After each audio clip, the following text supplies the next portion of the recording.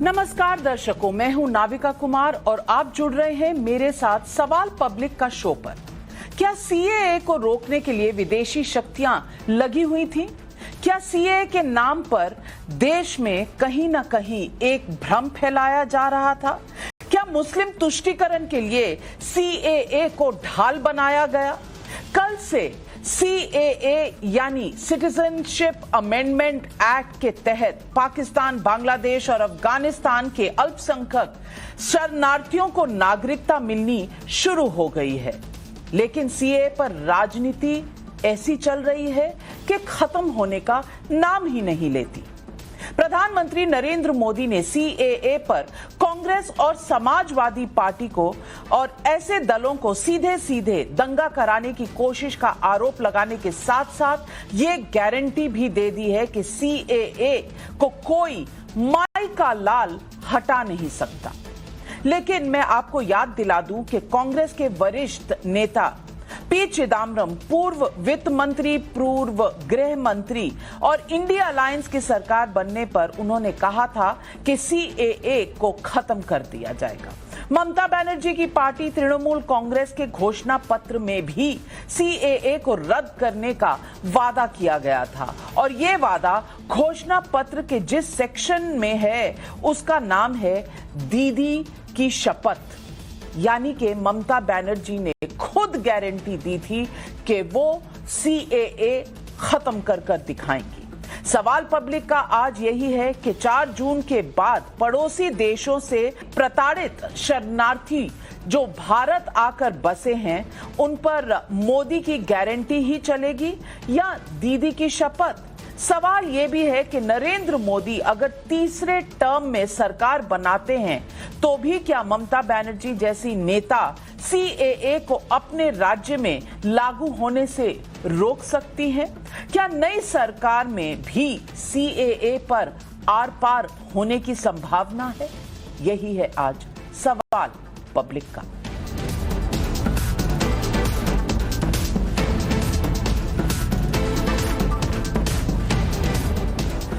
CAA कानून 2019 में ही पास हो चुका था, लेकिन पहले इसके विरोध के नाम पर शाहीन बाग मॉडल आया, फिर कोरोना की वजह से इसके रूल बनाने में वक्त लग गया। मुझे याद कराने की जरूरत नहीं है कि सीएए विरोध के नाम पर सड़क घेर कर बैठने से दिल्ली के एक अहम हिस्से में कैसा माहौल बना था, मुझे नहीं लगता देश में ये किसी को भी भूला होगा। 101 दिनों तक एक पूरे इलाके को ठप रखा गया, ना वहां लोग आ जा सकते थे, ना गाड़ियां निकल सकती थी और एक तरह से ब्लैकमेल की राजनीति चल रही थी। विरोध के नाम पर ऐसा सिर्फ दिल्ली के शाहीन बाग में ही नहीं हुआ, बल्कि देश के अन्य हिस्सों में भी आर्थिक गतिविधियों को ठप कराने की कोशिश करने वाला सड़क घेरो प्रदर्शन शुरू किया गया था और तमाम विपक्षी दल इसके साझेदार थे। सीएए विरोधी प्रदर्शनों के दौरान देश में बड़े पैमाने पर हिंसा की घटनाएं भी हुई थी, न सिर्फ दिल्ली में। हिंसा की इन घटनाओं में एक ओर पुलिस थी तो दूसरी ओर विरोध प्रदर्शन के नाम पर उपद्रव करने वाले लोग थे। और इसी बैकग्राउंड में आज प्रधानमंत्री नरेंद्र मोदी ने सीएए का विरोध करने वालों को घेर लिया है। सुनिए उन्होंने कैसे कांग्रेस, समाजवादी पार्टी और एआईएमआईएम पर आरोप लगाया है। इन्होंने सीएए के नाम पर ऐसा झूठ का पहाड़ खड़ा कर दिया, ऐसा झूठ चलाया। सपा, कांग्रेस जैसे दलों ने यूपी सहित पूरे देश को दंगों की आग में झोंकने का भरपूर प्रयास किया।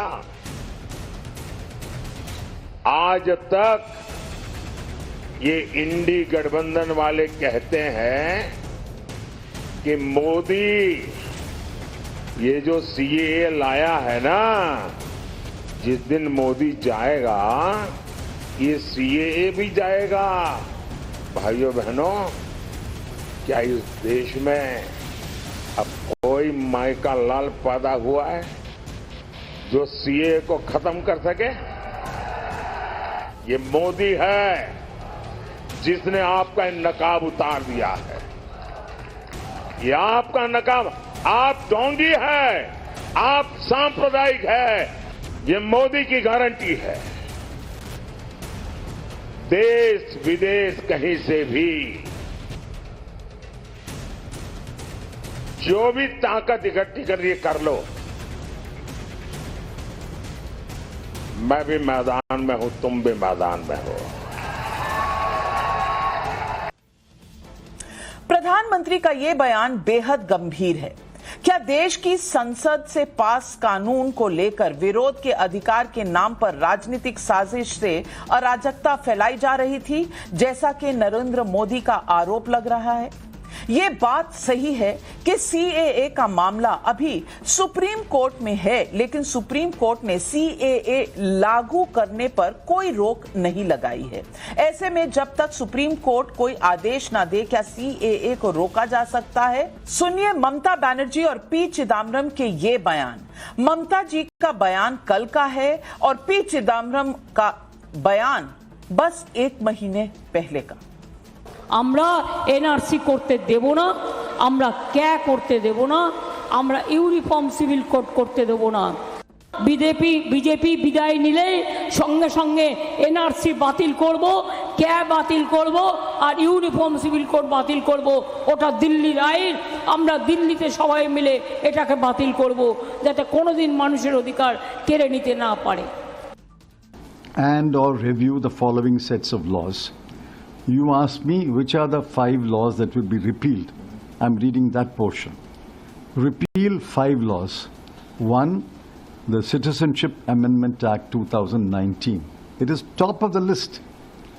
2, the Farmers Produce Trade and Commerce Promotion and Facilitation Act 2020. The Bharatiya Nyaya Second Sanhita, that is the equivalent to IPC. The Bharat Nagrik Suraksha Sanhita, that is the CRPC, and the Bharatiya Saksha Second Act, that is the Evidence Act. These 5 will be totally repealed. अगर विपक्ष CAA को लागू नहीं होने देने की बात कर रहा है तो केंद्रीय गृह मंत्री अमित शाह भी 2 टूक कह रहे हैं कि सीए वापस नहीं होगा। सुनिए मेरे साथ इंटरव्यू में अमित शाह का ये बयान। अभी हमने ये सीएए को लागू किया है। अभी भी ममता जी, कांग्रेस सब तो विरोध करे, कह रहे हैं हम वापस ले लेंगे। ले सकते हैं, कोई सवाल ही पैदा नहीं होता। ना उनको बहुमत मिलना है, ना सीएए वापस जाना है। जो शरणार्थी आए सबका अधिकार है इस देश का नागरिक बनने का, और मेरे और आपके जितना ही अधिकार जो शरणार्थी बनकर आए हैं उनका है। ये देश का कमिटमेंट था उनको पार्टीशन के वक्त। पार्टीशन का पाप भी कांग्रेस ने किया और पार्टीशन के वक्त दिया हुआ वादा तोड़ने का पाप भी कांग्रेस ने करा। नहीं कर सकते वो ऐसा। तो आज पब्लिक पूछ रही है सवाल पब्लिक का, क्या मुस्लिम तुष्टीकरण के लिए सीएए के विरोध में कांग्रेस और समाजवादी पार्टी पर दंगे कराने का नरेंद्र मोदी का आरोप दमदार है? सीएए पर मोदी की गारंटी चलेगी या ममता की शपथ? क्या नई सरकार के बाद सीएए विरोध का सेकेंड राउंड होगा? क्या सीएए से नागरिकता देने की टाइमिंग चुनावी है? क्या सीएए से वोटिंग पर असर पड़ेगा? यही है आज सवाल पब्लिक का। और इन सवालों के जवाब देने के लिए आज हमारे साथ जुड़ रहे हैं बीजेपी के राष्ट्रीय प्रवक्ता शाजिया इल्मी जी, लोकेश जिंदल नेता हैं कांग्रेस पार्टी के, तौसीफ खान राजनीतिक विश्लेषक हैं और तृणमूल कांग्रेस को सपोर्ट करते हैं, दानिश कुरैशी प्रवक्ता हैं एआईएमआईएम को। सबसे पहले तो सवाल मैं पूछूंगी लोकेश जिंदल से। लोकेश जिंदल जी, सवाल सीधा है, सीएए को रोकने की कोशिश दमदार होती रही, आज से नहीं, ये 2020 से चल रहा है, लेकिन सीएए कल लागू हो गया, एक तिनका भी नहीं हिला। क्या आपके सारे प्रयास और प्रधानमंत्री ने जो कहा कि बाहर के देशों से मिलकर एक कॉन्स्पिरेसी, एक षड्यंत्र करने की कोशिश, क्या सब कुछ विफल हो गया? नमस्कार नाविका जी। नाविका जी, 2022 में लोकसभा में एक प्रश्न पूछा गया था कि कितने लोगों को नागरिकता दे दी गई है, तो उसमें ये जवाब मिला था सरकार से कि 8,244 लोगों ने पिछले 5 वर्ष, जो कि हिंदू, सिख, जैन और क्रिश्चियन धर्म के थे, इन्होंने नागरिकता के लिए अप्लाई किया था और सरकार ने 3,117 लोगों को नागरिकता दी थी नेचुरलाइजेशन के तहत, सिटीजनशिप अमेंडमेंट एक्ट के तहत नहीं दी थी। और 5,000 लोगों को रोक के रखा गया था कि 2024 में जब चुनाव आएंगे तब चुनाव के पास में जब उनकी 11 साल की अवधि भी खत्म हो जाएगी, जो नेचुरलाइजेशन की अवधि है, तब उनको जो है सिटीजनशिप अमेंडमेंट एक्ट के तहत दिया जाएगा। नाविका जी, मुद्दा बहुत स्पष्ट है। बीजेपी ने सिटीजनशिप अमेंडमेंट एक्ट एक सिंबॉलिक तौर पर इंट्रोड्यूस किया तुष्टीकरण की राजनीति के लिए, एक तरह का मैसेज दिया देश को कि मुसलमानों को उनको सिटीजनशिप नहीं दिया जाएगा। सिटीजनशिप के वक्त एक व्यक्ति का धर्म देखा जाएगा कि वो मुस्लिम है या नहीं है, जबकि वर्तमान में जो नियम है उसके तहत एक मुसलमान व्यक्ति भी नेचुरलाइजेशन के तहत अपनी सिटीजनशिप ले सकता है। भाजपा का ये सिटीजनशिप अमेंडमेंट एक्ट 2019 से लेकर अब तक केवल और केवल एक राजनीतिक साजिश थी। उस साजिश के तहत वोट बटोरने का काम था, एक पोलराइजेशन करना था, और अब जब चुनाव एकदम नजदीक है तब केवल 14 लोगों को सिटीजनशिप इसलिए दे दी गई है कि इनका एक चुनावी मुद्दा तय हो सके। लेकिन आज भाजपा के पास और कोई मुद्दा नजर नहीं आ रहा है। बौखलाहट के तहत एक तुरंत जो है तुष्टीकरण का एक कार्ड इन्होंने फिर से खेला। लोकेश जिंदल जी, मैं आपको याद कराना चाहती हूं डॉक्टर मनमोहन सिंह का ही बयान, जिन्होंने कहा था कि अल्पसंख्यकों को आसपास के देशों में संरक्षण मिलना चाहिए। शायद भूल गए होंगे, याददाश्त कभी कभी चली जाती है इंसान की, बस याद कर लीजिए, तारीख बता देती हूं आपको।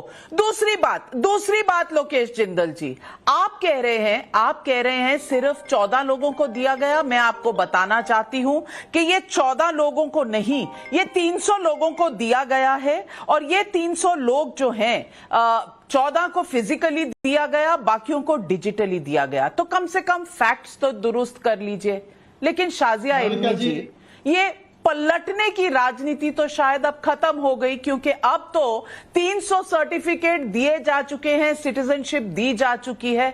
अब शपथ का क्या होगा, कांग्रेस का क्या होगा, और ममता बनर्जी का क्या होगा? नाविका जी, इस तरह की राजनीति हमेशा से होती रही है और अभी भी लगातार ममता बनर्जी पश्चिम बंगाल में इसी तरह से अभी भी मुसलमानों के जज्बातों के साथ खिलवाड़ कर रही हैं, उनको बेवकूफ बना रही हैं और ये भ्रम फैला रही हैं कि इस कानून का कुछ भी सरोकार मुसलमानों से है। दरअसल सीए कानून का सरोकार किसी भी भारतीय नागरिक से नहीं है, उनका लेना देना ही किसी भी भारत के नागरिक से नहीं है और ना ही किसी भी भारतीय की नागरिकता से है। ये जो झूठ बनाया गया है, फैलाया गया है और जिस तरह से मुसलमानों को इस्तेमाल किया गया है, हमने देखा क्या हुआ था शाहीन बाग में, किस तरह से चाहे वो अरुंधति रॉय हो या पूरे टूल किट का इस्तेमाल करने वाली पूरी कांग्रेस झूठी सेक्युलर लॉबी थी, किस तरह से वो आए, उन्होंने बूढ़ी महिलाओं को, नानियों को, दादियों को, युवाओं को डराया धमकाया। उन्हीं के वोट लेते हैं, उन्हीं को बेवकूफ बनाते हैं, सड़कों पे लेके आए, ठंड में बिठा के रखा और कहा कि तुम्हारी नागरिकता छीनी जा रही है। और ये नारे लगवाए, कागज नहीं दिखाएंगे, कागज नहीं दिखाएंगे। क्या हुआ उसका? एनआरसी का ना तो कोई ड्राफ्ट था, ना ही ताल्लुक था सीएए से। उन दोनों को मिलाकर ये झूठ बोला गया और आज भी वो झूठ बोला जा रहा है। जिन लोगों से वोट लेती है ममता बनर्जी, जिनके वजह से बनती है वो सीएम, उन्हीं के जज्बातों के साथ खिलवाड़, उन्हीं के साथ ऐसा छलावा, उन्हीं को धोखा दे रही है। और मैं चाहती हूं कि मुसलमान कहें ममता बनर्जी से कि हमको बंधक ना बनाओ, हम कोई सियासी बंधक नहीं है, हम कोई बेवकूफ नहीं है जो इस झूठ का एक बार फिर से शिकार होंगे। और मैं और जरूरी बात आपको बता दूं कि 1945 7 जुलाई के दिन महात्मा गांधी ने कहा था कि अगर मेरे हिंदू और सिख भाई प्रताड़ित हों, परेशान हों, तो भारत में उनके लिए जगह हमेशा रहेगी। और ना सिर्फ ये, आज जो एक बच्ची आई है उसका नाम है भावना, उसको नागरिकता मिली है।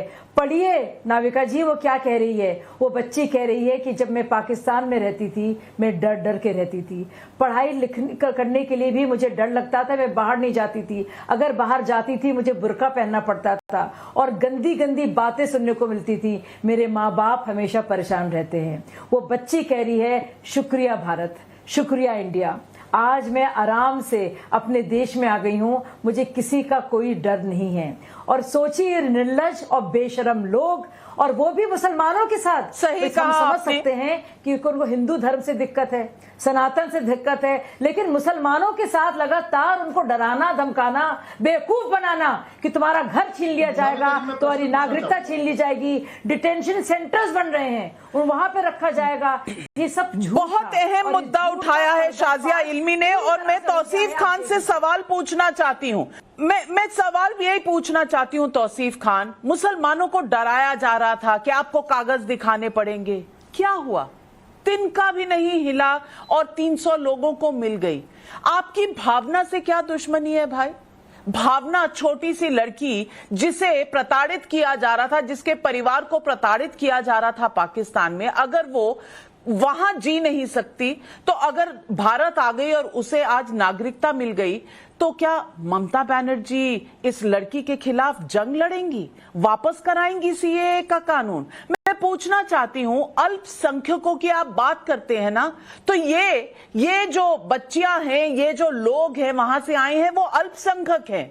वहां उनके साथ जो हो रहा है आपसे छुपा हुआ नहीं है।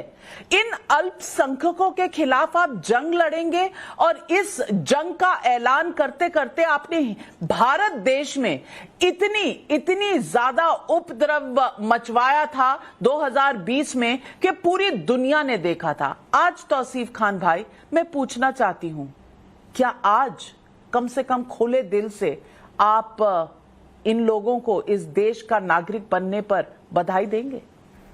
देखिए नाविका जी, जब कानून इंसाफ ना करे तो ये ड्यूटी, कर्तव्य बन जाता है देशवासियों का कि वो ऐसे कानून को बहिष्कार करे, ऐसे कानून के खिलाफ प्रोटेस्ट करे, सड़कों में उतरकर सिविल डिसोबीडियंस करे। और जब सीए लाया गया तो वही देश भर में हुआ।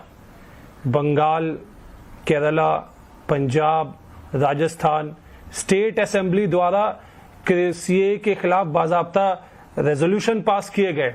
और अभी फिर चुनाव के दौरान जब सीए की बात उठी तो साथ में तमिलनाडु, दिल्ली, इन स्टेट ने भी कहा कि हम सीए को अपोज करते हैं। ये जनता के वोट से चुने हुए प्रतिनिधि हैं, जनता के वोट्स के द्वारा बनी हुई सरकार है। इन सारी राज्यों को जो हमने आपको नाम बताया, मैंने आपको 6 राज्यों का नाम बताया और ये लिस्ट लंबा है। तो अगर ऐसे कानून हो जो कि संविधान के खिलाफ है, ऐसा कानून जो कि एक नई परिभाषा देता है संविधान के खिलाफ जाकर के, जो नागरिकता देने में धर्म देखने लगे, तो ऐसी कानून को प्रोटेस्ट करना ये हम सारे देशवासियों का कर्तव्य है, चाहे वो बीजेपी के हो, चाहे वो किसी और पार्टी के हो। ये तो बड़ी शर्मनाक बात है कि बीजेपी के कार्यकर्ता ऐसी कानून को उतर करके ओपनली इसको क्रिटिसाइज नहीं कर पा रहे, ओपनली इसके खिलाफ प्रोटेस्ट नहीं कर पा रहे, क्योंकि वो भी जानते हैं कि आज अगर नागरिकता देने में धर्म का क्राइटेरिया ला दिया गया तो ये कॉन्स्टिट्यूशन के हमारे संविधान के खिलाफ है। इसमें बुरा क्या है? आप नागरिकता दीजिए, हम इस फेवर में हैं। सारे राज्य के मुख्यमंत्री ने कहा कि हम नागरिकता देने के फेवर में हैं। भाई नेचुरलाइजेशन के थ्रू होता है और सारे क्राइटेरिया है, हमारे सिटीजनशिप एक्ट में सारे क्राइटेरिया है कि कैसे आप नागरिकता देंगे। ये अमेंडमेंट के द्वारा बीजेपी ने ये तय कर दिया कि हम धर्म के चश्मा से देखेंगे। तो वो रास्ते बंद तो नहीं हो गए, इसीलिए दानिश कुरैशी जी, मैं आपसे पूछना चाहती हूँ, वो रास्ते जिसके तहत मुसलमान दूसरे देशों से इस देश में आकर लेना चाहे नागरिकता, वो रास्ते तो खुले हुए हैं। सीएए पर इतना शोर, इतना उपद्रव, इतना आतंक क्यों था? क्योंकि कुछ 1000, 2000, 10,000 लोग जो अपने अपने देश अफगानिस्तान, पाकिस्तान, बांग्लादेश में जो अल्पसंख्यक है, माइनॉरिटी में है, उनको बस थोड़ी सी प्रोटेक्शन मिल रही थी। बस इस बात का रंज है आपको और इसलिए आप इस देश में इनके साथ अन्याय करना चाहते थे? देखिए, सबसे पहले मैं आपको एक बात बताऊं नाविका जी, कि सबसे पहला जो हमारे मुल्क में आधार है वो आधार है संविधान। वो संविधान आजादी के बाद जो हमने देश के नागरिकों ने, वो तमाम लोगों की बात नहीं है जो देश से जा चुके या देश के बाहर थे या देश के बाहर किसी भी हालात में थे। देश के जो तमाम लोग हैं, अनकरीब 150 करोड़ की जो आबादी है, ये तमाम लोग इसके प्रहरी हैं, इसके जिम्मेदार हैं। हमारी जिम्मेदारी बनती है। ये सवाल ये है कि जैसा को पैनलिस्ट ने बताया, मैं फिर रिपीट करूंगा कि यहाँ सवाल भावना की बात नहीं है, लेकिन अगर ये पैरिटी का ग्राउंड अगर बनता है तो मुझे ये बताइए कि अगर महिलाओं की बात की जाए तो आपको अकेला पाकिस्तान याद आ रहा है, आपको अकेला अफगानिस्तान याद आ रहा है। अभी मैं बात कहूंगा तो फिर शाजिया जी भड़क जाएंगी कि देश में मुस्कान का भी हिजाब छीना गया, हमारे सामने है। देश में मणिपुर में हमने बहनों की हालत देखी, हमारे सामने है। देश में बिल्किस बानो का हाल देखा आपने, हमारे सामने है। देश में उत्तर प्रदेश में जिंदा जलाई गई। तो ये सारी चीजें जो है वो कानूनन, मतलब हम अच्छी सी बात कर रहे हैं, वो अपनी जगह है, किसी के साथ गलत, लेकिन हम कभी भी कानून की जो बाउंड्रीज हैं उनको क्रॉस नहीं कर सकते। देखिए, देश में किसी ने भी इस कानून की मुखालिफत इसलिए की क्योंकि उसका आधार धर्म आधारित है, और खास करके आप देखिए उसके अंदर में मुसलमानों को आप एक्सक्लूड कर देंगे। ये दरअसल दिक्कत क्या है भारतीय जनता पार्टी की? भारतीय जनता पार्टी की जो पूरी राजनीति है ये मुसलमानों के खिलाफ नफरत से भरी हुई है। ये सिर्फ ये एक ही बात नहीं है, ये यूसीसी की भी बात में आपको यही नजर आएगा। लेकिन फिर मैं बात करूंगा तो फिर शाजिया जी भड़क जाएंगी। उनको ये दिक्कत है कि ट्राइबल्स को राइट दे दिए जाएंगे, मुसलमानों को नहीं, इक्वालिटी की बात की जाएगी। तो ये जो भारतीय जनता पार्टी देश के संविधान को जो छंद कर रही है, शाजिया जी, मैं आपसे शाजिया जी से आपत्ति नहीं है। माफ कीजिएगा शाजिया जी, मैं पर्सनल सवाल पूछना चाहती हूँ। पर्सनल सवाल सिर्फ इतना है कि क्या दानिश कुरैशी आपसे ज्यादा मुसलमान है? आज शाजिया जी को तिल मिलाने की बात कर रहे हैं।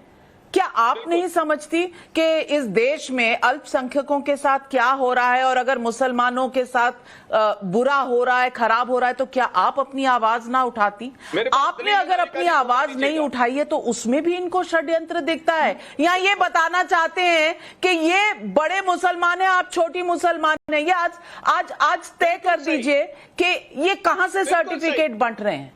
दानिश कुरैशी जी से बता दीजिए, आपके माध्यम के जरिए मैं उनसे कहना चाहूंगी कि देखिए, जो उन्होंने मुसलमानों की हालत कर दी है और उनको सिर्फ वोट जिहाद के काबिल समझा है, मैं एक मुसलमान होने के नाते और एक बराबरी की हकदार और साझेदार होने के नाते इस देश के उन्नति से और विकास से जिसका ताल्लुक है, मैं इनसे कहूंगी भाई साहब से कि पहली बार सोचा जा रहा है मुसलमानों के लिए। जिस तरह से आपने मुसलमानों को जहालत के अंधकार में, गुर्बत के अंधकार में ढकेला है, पहली बार मुसलमानों को मेरे प्रधानमंत्री और आपके प्रधानमंत्री किस तरह से, चाहे वो आवास हो, चाहे वो जल हो, चाहे वो इज्जत घर हो, चाहे वो स्कॉलरशिप्स हो, चाहे पढ़ाई लिखाई के तमाम रास्ते हों, और चाहे हुनर के लिए, एम्प्लॉयबिलिटी के लिए, स्किल डेवलपमेंट और एनहांसिंग के लिए तमाम रास्ते हों, वो पहली बार इस सरकार ने किया है।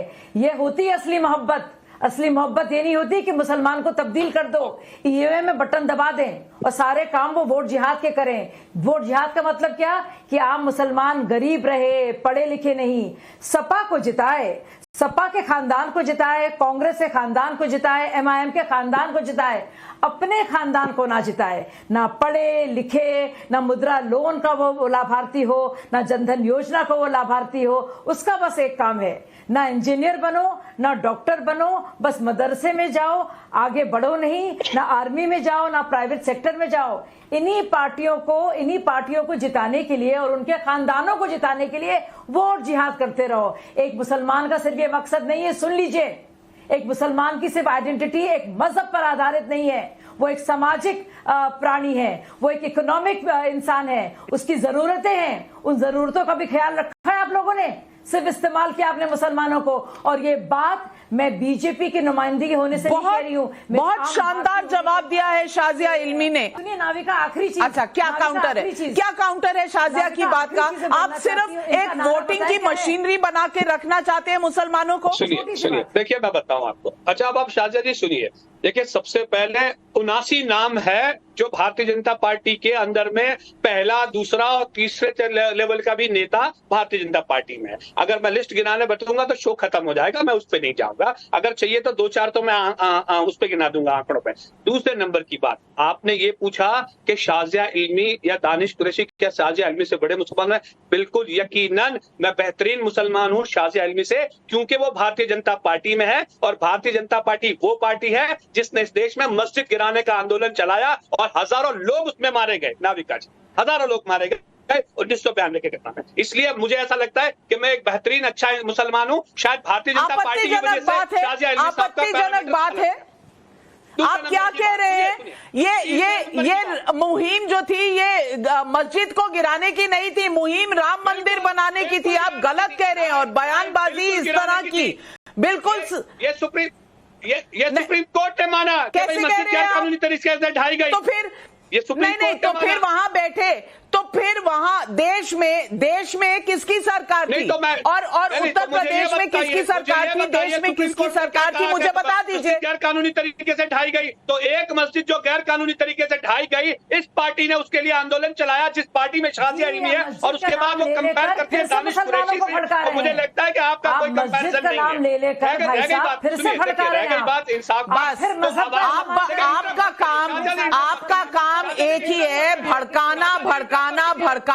प्रधानमंत्री नरेंद्र मोदी कुछ बोले तो आप कहते हैं वो पोलराइज कर रहे हैं, वो ध्रुवीकरण कर रहे हैं। शाजिया इल्मी, क्या ये ध्रुवीकरण नहीं है? 10 सेकंड और तो सुनिए, मैं आपको नहीं, अब शाजिया इल्मी जवाब दे रही है, आप बोल चुके। नाविका जी, प्रधानमंत्री जी ने बहुत साल पहले कहा था।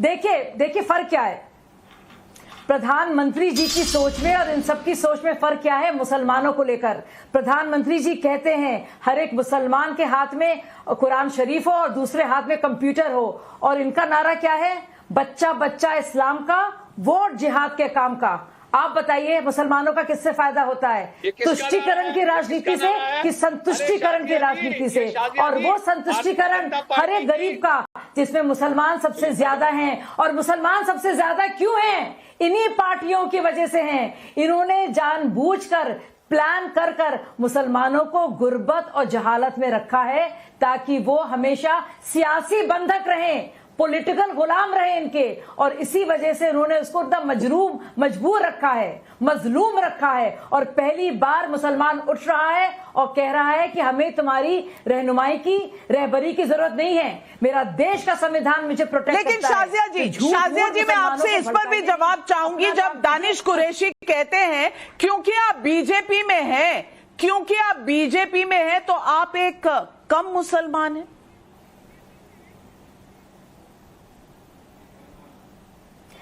दानिश कुरैशी जी से पूछिए कि कुरान शरीफ में या किसी भी हदीस में क्या ये लिखा है कि अगर आप बीजेपी ज्वाइन कर लेंगे तो आप मुसलमान नहीं रहेंगे? मैं आपसे कह दूं, अगर आप मुसलमानों से दुश्मनी निभा रहे हैं जो आपकी पार्टी ने लगातार दूसरे दर्जे के मुसलमान बन जाएंगे, ज्यादा मुसलमान मर्दों से कम, तो आप कम ज़र्फ हैं और आप सच्चे मुसलमान नहीं हैं। जो मुसलमान बाकायदा किसी भी तरह से अपनी कौम के लिए बेहतरी की बात करता है, इज्जत की बात करता है, तालीम की बात करता है, रोजगार की बात करता है, रोजगार की, वो सच्चा मुसलमान है। सुन लीजिए आप। नहीं, तरीके से बात करिए आप वो गाली गलौज बिल्कुल नहीं कर रही हैं। आप लोगों को उकसाना चाह रहे हैं। और तौसीफ खान भाई मैं आपसे पूछना चाहती हूँ, क्या मुसलमान बड़ा या छोटा होता है? अव्वल दर्जे का मुसलमान और दूसरे दर्जे का मुसलमान कोई होता है? मैं पूछना चाहती हूँ, अगर आप AIMIM में नहीं हैं तो आप क्या दूसरे दर्जे के मुसलमान हैं क्योंकि आप तृणमूल कांग्रेस को सपोर्ट करते हैं? हाँ, और ये नौजुबिल्ला खुदा नहीं है आप, नौजुबिल्ला नहीं नाविका जी, देखिए और मुझे समझ में आया बिल्कुल सॉरी नाविका जी देखिए, शाजिया जी ने सिर्फ एक बात अभी सही कहा कि हम खुदा नहीं है, हम जज नहीं कर सकते। तो मैं ये नहीं कह सकता, सर्टिफिकेट नहीं दे सकता शाजिया जी को कि वो 1 नंबर की मुसलमान है या 2 नंबर की मुसलमान है, लेकिन ये मैं जरूर कह सकता हूं कि हदीस और कुरान में भी कहा है कि मुनाफिक से बचो, और जो मुनाफिक के कैटेगरी में फॉल होता है हम उससे दूर रहेंगे और हम उससे बुरा मानेंगे। अब शाजिया जी खुद ही अपने आप को जज कर ले कि वो मुनाफिक के कैटेगरी में फिट होती है या नहीं फिट होती है। वो पार्टी जो उस पार्टी में अगर वो रह रही है, वो रह करके उन्होंने कितना अच्छा काम किया है कम्युनिटी के बारे में, वो अपने बैठ करके खुद ही इंट्रोस्पेक्ट कर ले, और वो अपने जो कि कुरान शरीफ का हिस्सा ही नहीं था भाई साहब। आप जितना कितने मुसलमान ट्रिपल तलाक को मैं ट्रिपल तलाक की यहाँ बात ही नहीं हो रही, आप ट्रिपल तलाक को लेके आ रहे। ट्रिपल तलाक तो गलत है, कुरान शरीफ का हिस्सा नहीं था तलाक बिद्दत। आप गोल पोस्ट को शिफ्ट कर रही हैं शाजिया जी, आप गोल पोस्ट को शिफ्ट कर रही हैं। देखिए आपका चॉइस है, आप जो भी पार्टी को ज्वाइन कर रही है आपकी चॉइस है, मैं उसमें कोई जज नहीं। तौसीफ खान तो मुझे बता दीजिए कि ममता बनर्जी 2005 में घुसपैठियों की बात करती थी बंगाल में, क्योंकि तब वामपंथियों की सरकार थी। आज वही घुसपैठिए अपने हो गए जिनके खिलाफ वो लड़ती थी, और यही सवाल पब्लिक पूछ रही है। संदीप का बेतिया बिहार से सवाल है, ममता बनर्जी कहती हैं कि सत्ता में आने पर वो CAA NRC हटा देंगी। NRC वैसे आया भी नहीं है, पर हटा क्या देंगी पता नहीं। इसका मतलब क्या वो अवैध नागरिकता का समर्थन कर रही हैं जिसके खिलाफ वो 2005 में खड़ी थी? तौसीफ भाई इसका जवाब दीजिए। देखिए नाविका जी, अकेली ममता बनर्जी नहीं है। जब ममता बनर्जी अपोज कर रही हैं CAA का NRC के खिलाफ है, तो वो पूरी बंगाल की जनता के इमोशन का वो रिफ्लेक्ट कर रही हैं। और भारतीय पॉलिटिक्स में केवल ममता बनर्जी एक ऐसी लीडर या CM नहीं है। मैंने आपको लिस्ट भी गिनाया कि तमिलनाडु, दिल्ली, केरला, पंजाब, राजस्थान, ये सारे स्टेट में कम से कम 4 स्टेट असेंबली से तो बाजाब्ता लिखित में रेजोल्यूशन स्टेट असेंबली ने पास किया CAA NRC के खिलाफ। तो ये केवल कोई एक व्यक्ति को पॉइंट आउट करके ये कह देना कि वो बीजेपी के राज्य अगर गिने जाएं तो आप क्या कह रहे हैं? नरेंद्र मोदी या अमित शाह देश के लोगों का प्रतिनिधित्व नहीं कर रहे हैं क्या? बीजेपी के पास सरकारें नहीं है क्या? सिर्फ 4 राज्य हैं इस भारत में। आप कह रहे हैं अगर ममता बनर्जी लोगों की रिप्रेजेंटेटिव है बंगाल की, तो फिर प्रधानमंत्री पूरे देश के हैं, वो प्रतिनिधि पूरे देश के हैं, सबका प्रतिनिधित्व कर रहे हैं। लेकिन ये आपको बात कभी समझ नहीं आएगी। शिवांगी का देवरिया यूपी से सवाल है, क्या वैध तरीके से नागरिकता देना गलत है? क्या जो अवैध तरीके से भारत में घुस गए हैं उनकी पहचान कराना गलत है? अगर नहीं तो कांग्रेस पार्टी CAA का विरोध क्यों कर रही है? जितेंद्र यादव का प्रयागराज से सवाल है, क्या AIMIM पार्टी ये बता सकती है कि कैसे CAA और NRC मुसलमानों के खिलाफ है? विशाल सिंह का गुरुग्राम से सवाल है, माना कि ये सभी कानून देश हित में है, लेकिन क्या देश हित से जुड़े मुद्दे बीजेपी को चुनावों के इर्द गिर्द ही याद आते हैं? सलीम खान का आगरा से सवाल है, मैं मुसलमान हूं, मुझे क्यों डराया गया CAA के नाम पर? मैं CAA से कहां प्रभावित हो रहा हूं? ये सलीम खान का सवाल है, जवाब दीजिए लोकेश जिंदल जी। देखिए, जब मैं भारत के संविधान की बात करता हूं, उसके प्रस्तावना की शुरुआत होती है हम भारत के लोग। हमारे चीफ जस्टिस कहते हैं कि समय के चलते ये हम जो है ब्रॉड होता जाना चाहिए, लेकिन अब जो 300 लोगों को नागरिकता दी गई है उनको इस आधार पे दी गई है कि वे मुसलमान नहीं थे। तो आपने नागरिकता में धर्म का उपयोग किया है, दुरुपयोग किया है, जो कि संविधान के मूल आधार पे के खिलाफ था। देखिए, हमारी प्रस्तावना में सबसे अहम वर्ड है गरिमा। अगर हम बात करते हैं प्रत्येक नागरिक की गरिमा, आपने उसको छन्नी कर दिया ये आधार पर कि धर्म के नाम पर आपको नागरिकता दी जाएगी। अगर आप मुसलमान नहीं हैं और आप पड़ोसी 3 मुल्क से शरणार्थी हैं तो ही आपको नागरिकता दी जाएगी।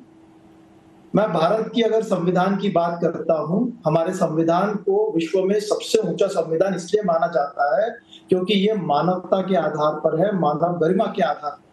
लेकिन इस संविधान के इस मूल भाव को ही ताड़-ताड़ करता है ये सिटीजनशिप अमेंडमेंट। लोकेश जिंदल जी, सिर्फ इतना बहुत मैं विनम्रता से पूछना चाहती हूं, सलीम खान भाई का जवाब दे दीजिए ना। आगरा से जो सवाल पूछे कि क्यों डरा रहे थे आप सीएए पर, वो मुसलमान हैं, कम ज्यादा नहीं।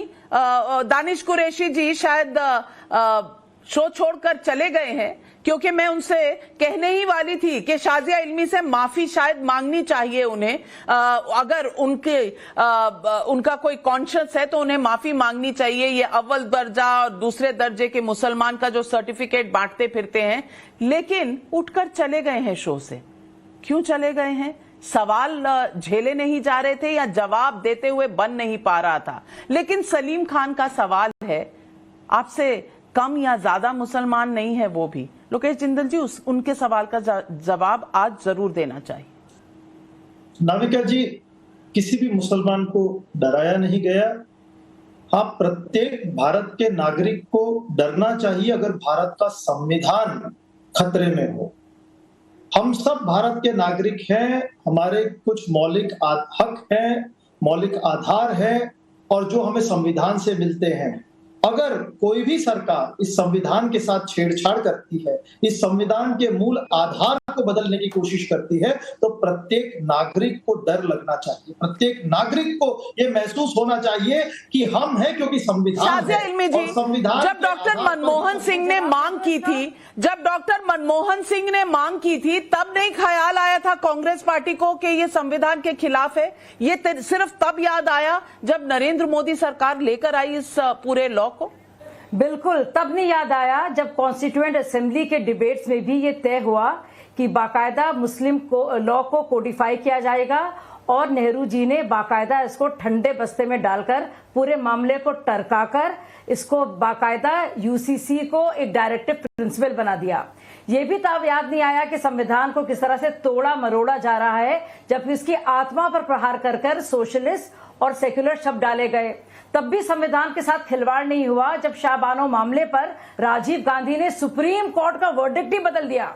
और अभी भी जब बाकायदा देश का कानून बन गया है, ये सीएए हमारी देश की पार्लियामेंट में पारित हुआ है, सुप्रीम कोर्ट ने इस पर कोई भी अंकुश नहीं लगाया है, और अभी भी इस संविधान का हिस्सा होने वाले कानून को मना करना और कहना कि हम राज्य में नहीं लगाएंगे, क्या ये संविधान के साथ खिलवाड़ नहीं है? आप संविधान को बचाने की बात कर रहे हैं, मानवता की बात कर रहे हैं। वो भावना बच्ची जो आई हुई है, जो इतनी छोटी उम्र की है, डर डर के रहती है, उसको डर रहता है कि कभी भी उसके साथ बलात्कार हो सकता है, और जब डरती है निकलने से, बुर्का पहन के निकलती है और गालियां तब सुनती है, आपको अब तब मानवता पर आपका कुछ असर नहीं होता। और मानवता सबके लिए होती है भाई साहब, और सीए मानवता पर ही आधारित है, क्योंकि ये वही लोग हैं बेचारे, हमारे सिख भाई, हिंदू भाई, पारसी भाई, इसमें क्रिश्चियंस का भी जिक्र है, इसमें सबका जिक्र है जो मुसलमान देशों में माइनॉरिटी माने जाते हैं। सुन लीजिए आप, और उन सब लोगों के अगर साथ प्रताड़ना हो, शोषण हो, बदसलूकी हो, क्या उनको हक नहीं है कि एक देश जो उनके लिए रास्ते में उनके लिए रास्ता उनके लिए आसान कर रहा है, उनके ही घर में घर बनाने दे रहा है, आपको उस पर एतराज है? किस तरह की मानवता की बात कर रहे हैं आप? आपने भावना से उसका हक 4 साल तक क्यों छीना? क्यों इतनी देरी की उसको लागू करने में, जबकि ये एक्ट पास हो चुका था? बताइए, 11 दिसंबर 2019 के अच्छा, अभी ये सवाल दर्शकों का भी है। श्रुति मिश्रा रायगढ़ छत्तीसगढ़ से सवाल पूछ रही है, सीएए अच्छा कानून है, लेकिन बीजेपी ने सिर्फ कोरोना के नाम पर इसे 4 साल रोक कर क्यों रखा? इकोनॉमी तो 2020-21 से पहले खुल रही थी, क्यों न माने कि ये चुनावी टाइमिंग को देखकर किया गया है? शाजिया इल्मी, जवाब दीजिए। नहीं, बिल्कुल चुनावी नहीं है, ये पूरा लॉ पारित हो चुका है, इसके और उसको लागू कर दिया गया है। हमारे देश में चुनाव होते ही रहते हैं। पिछले 10 साल में 2 लोकसभा चुनावों के बीच में पता नहीं कितने चुनाव हुए हैं, 48 से लेकर 50 चुनाव हुए हैं, छोटे बड़े सब मिलाकर। तो इसका मतलब यही नहीं है कि बहुत जरूरी कानून जो कि देश का कानून बन गया है, देश के संविधान का हिस्सा बन गया है, उसको इसलिए रोका जाएगा। और जो लोग इंतजार कर रहे हैं, सोचिए, उनको उनकी नागरिकता को और डिले किया जाएगा सिर्फ इस वजह से कि चुनाव है। पहले तो ये कहा जाता था कि ये कानून क्यों बन रहा है, फिर कहा जा रहा था कि इसमें जल्दबाजी क्या है। नहीं, पर 4 साल आप अगर इंतजार करते, लागू कर दिया गया, नहीं शाजिया इल्मी जी, 4 साल आप इंतजार कर रहे थे। रूल्स आपने बनाए जब चुनाव सर पर थे और सर्टिफिकेट्स बांटे जब चुनाव चल रहे हैं।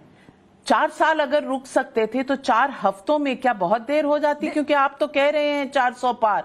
यही सवाल जनता पूछ रही है कि पॉलिटिकल टाइमिंग में कहीं ना कहीं, देखिए हर चीज में जो चीज ये लोग समझा नहीं पाते, तथ्यात्मक तौर पर, लॉजिक के तौर पर, उसमें ये चुनावी एंगल का डाल देते हैं और पूरी तरह से प्रतिबद्ध रही है। लोग जानते हैं हमें कोई इसका एक्स्ट्रा फायदा नहीं मिलने वाला, क्योंकि पूरे भारतीय जनता पार्टी के वोटर्स, जो पूरा मोदी का परिवार है, वो जानता है कि सीए का कानून हमने पारित किया है और हम इसको लागू करके रहेंगे और कोई ऐसा शख्स है नहीं जो इसे छीन सकता है। तो अगर आपको लग रहा है कि अभी पारित हुआ है और अभी एक्शन में आया है या ऑपरेशनल हुआ है और इस वजह से फायदा मिलेगा, तो सब सारे वोटर्स जानते हैं कि हमारा ही कानून है, इससे हमें एक्स्ट्रा फायदा नहीं मिलने वाला। जो हमारा फायदा था वो फायदा रहेगा। तो फिर सवाल आज जो जनता पूछ रही है कि ममता